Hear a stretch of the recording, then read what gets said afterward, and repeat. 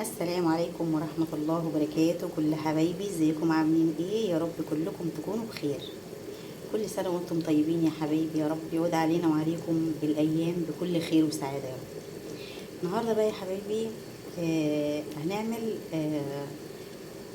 شوية جزر على شوية فاصوليا على شوية كوسة. يعني مثلا اللي عايز يقول شوربة خضار ماشي، اللي عايز يقول تورلي ماشي، براحتكم. بس انا هعملهم بما ان احنا تعبانين، وطبعا الدكتور منع عننا خالص ان احنا دهون وصلصات والكلام ده كله.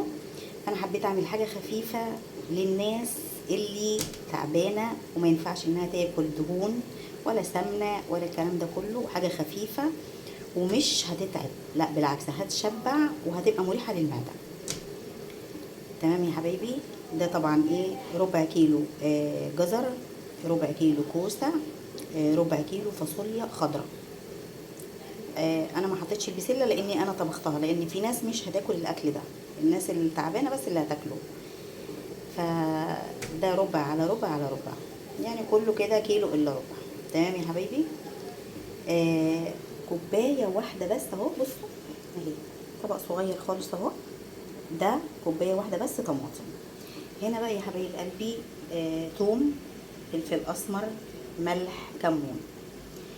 الفلفل الاسمر يا جماعه مش تكتروه في الاكل، لكن الكمون ممكن، لان الكمون كويس جدا للانتفاخات والمغص للبطن، هو حلو، الكمون حلو. ماشي يا حبايبي. فطبعا احنا هنستعمل زيت زيتون، مش هنحط زيت من اللي احنا بنشتريه ده ولا سمنه. تمام يا حبايبي. ده زيت الزيتون اللي هو مش من المحلات، ده جاي لنا من عند جماعه كده عندهم مزارع زيتون. فصراحه ده يعني زيت جميل جدا ان شاء الله يعني. ماشي يا حبايبي. هنستعمله طبعا في الوصفه بتاعتي النهارده. حبايب قلبي احنا حاطين يعني معلقتين من زيت الزيتون. تمام يا حبايبي. هننزل دلوقتي سوري معلش، في حته بصلايه صغننه كده هنحطها، هروح اعملها وارجع لكم تاني. بس يا حبايبي انا قطعت البصلايه صغيره خالص خالص. تمام. هنحطها بقى ايه في زيت الزيتون. تمام يا حبايبي. انا كده يا حبايبي حطيت البصله، ماشي تمام كده، في زيت الزيتون. ماشي يا حبايبي. هننزل بايه بقى؟ صل على سيدنا النبي كده، بسم الله. ده ايه؟ شويه كمون، ملح، فلفل اسمر، ثوم، ورقه اللورا عشان يدي نفس وطعم حلو للوجبه بتاعت النهارده الجميله دي. ماشي يا حبيباتي. هنقلب بقى كله كده في بعضيه كده، نقلب كله كده في بعضيه كده. وبعد كده هننزل بقى الطبق الجميل ده، تمام، علشان ياخد نفس من كل الحاجات دي ويستوي بقى في الحاجات دي. وخلونا مع بعض كده شويه، يعني شويه شويه، عشان نعرف احنا بنعمل ايه وبنحط ايه والوصفه دي بتخلص ازاي. ماشي يا حبيباتي. دلوقتي يا حبايبي احنا حطينا شوربه الخضار بتاعتنا او التورلي اللي انتوا عايزين تقولوا عليه قولوه. ماشي. الخضار المشكل الجميل ده حطيناه طبعا على البصل والثوم والزيت الزيتون والفلفل الاسمر والكمون والخلطه دي كلها، وطبعا قلبته كويس قوي. هنوطي بقى عليها ونسيبها تاخد وتدي لما تستوي لوحدها كده من غير حاجه. وبعد كده في اضافات احنا هنحطها ان شاء الله، هبقى اوريها لكم يعني ايه حاجه حاجه كده. خلينا مع بعض. ماشي يا حبايبي. ان شاء الله هتعجبكم، وجميله جدا ومفيده جدا وصحيه جدا، بلا دهون بقى وكوليسترول بقى والحاجات الوحشه دي. زي ما قلت لكم بقى يا بنات، في ناس ايه ما بتاكلش الخضار اللي انا عاملاه ده. فعملت بسله هي على البوتاجاز اهي بتستوي اهي، جميله اهي. دي بقى بسله بس ني في ني برضو، ما بعملش صلصه، بحط كل حاجه نيه، بصله نيه وبرضو زيت الزيتون، وحطيت عليهم البسله وفضلت اشوح فيهم شويه كده. وبعد كده حطيت الصلصه وسبتها بقى تستوي، ملح، الفلفل الاسمر، الكمون، زي ما انتم شايفين كده يا حبايبي. انا لسه يا حبايبي بشوح في الخضار اهو، مش حطيت ولا شوربه ولا اي حاجه. تمام. بشوح فيه لانه بينزل ميه اكيد، يعني الفاصوليا الكوسه بتنزل ميه، فقلت اسيبه بقى ينزل ميته كده شويه ويتشوح كده ويشرب من التوابل والثوم والحاجات اللي حطيناها دي. وبعد كده ايه هنديله الشوربه بقى بتاعته ونشوف هنعمل ايه بقى مع بعض. دلوقتي يا حبايبي طبعا زي ما انتم شايفين كده الخضار نشف ونزل ميته. هنزل بقى بايه؟ الطبق الجميل ده كده يشرب بقى من الطماطم. هو طبق صغير كده يعني كوبايه طماطم. ماشي يا حبايبي. دلوقتي يا حبايبي الخضار كله شرب من الصلصه بقى، على فكره طعمه تحفه جدا وريحته تحفه جدا. هننزل بقى يا حبايب قلبي بالشوربه الجميله دي، طبق شوربه جميل اهو. ماشي يا حبيباتي.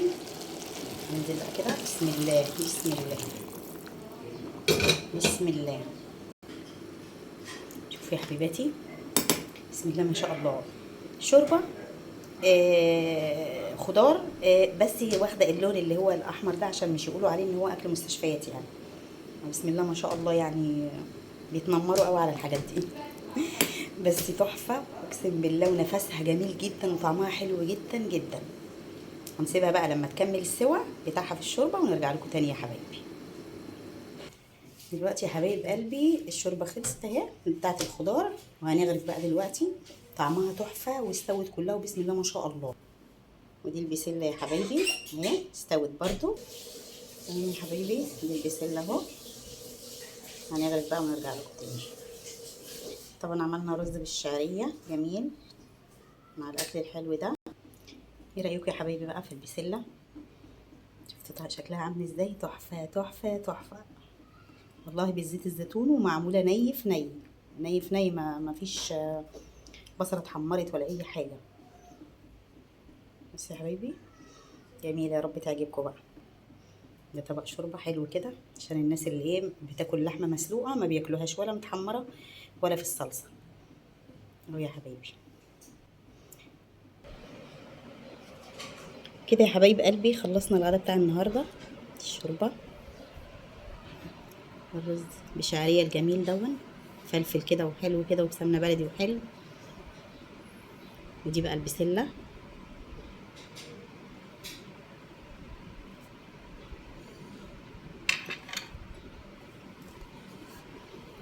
ماشي يا حبايبي. وده بقى الخضار المشكل، شكله جميل بدل ما يتاكل بالشوربه بس. يعني اديناله شويه طماطم تغير اللون بتاعه والطعم بتاعه، طبعا هيبقى جميل ان شاء الله بالشكل ده. هنا بقى الرز الحلو ده الناس اللي بتحب اللحمه المحمره. ماشي يا حبايبي. يا رب بقى الغدا بتاعنا النهارده يكون عجبكم، سهل وحلو جدا. ماشي يا حبايبي.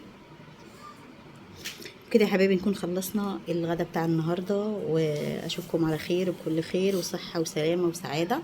متنسوش اللايك للفيديو ومشتركش في القناه يتفضل ينورني. واشوفكم على خير بكل خير صحه وسلامه وسعاده، والسلام عليكم ورحمه الله تعالى وبركاته.